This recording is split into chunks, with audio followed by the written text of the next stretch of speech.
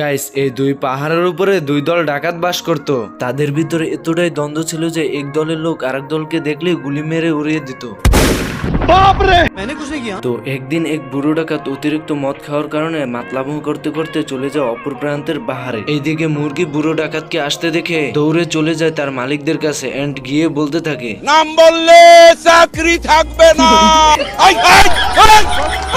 শালার মতো রাত চুপ থাক। এদিকে বুড়ো লোক তাকে গুলি করতে দেখে ভয়ে পালাতে থাকে। অপর প্রান্তে তার দলের লোক এসব দেখে মিছিল দিতে থাকে। এইদিকে বুড়ো ডাকাতকে না ধরতে পেরে অপর প্রান্তের পাহাড় থেকেও মিছিল করতে থাকে।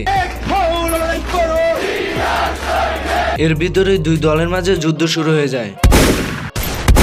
এরপর যুদ্ধ শেষ হয়ে যায় এবং ফলাফল হিসাবে ডাকাত দলের দুই গ্রুপের সবাই মারা যায়, কিন্তু তারা মরে গিয়েও ভূত হয়ে একে অপরের সাথে ঝগড়া শুরু করে দেয়। ছোট্ট একটা রিকোয়েস্ট করে তুই খালি কষ্ট করে 5 মিনিটের লেগে আয়া পর ভাই। 5টা মিনিটের লেগে তুই খালি একটু আয়া পর, পরে মাইরা আমি ঘুমামু ভাই, আমার ঘুম হয় না।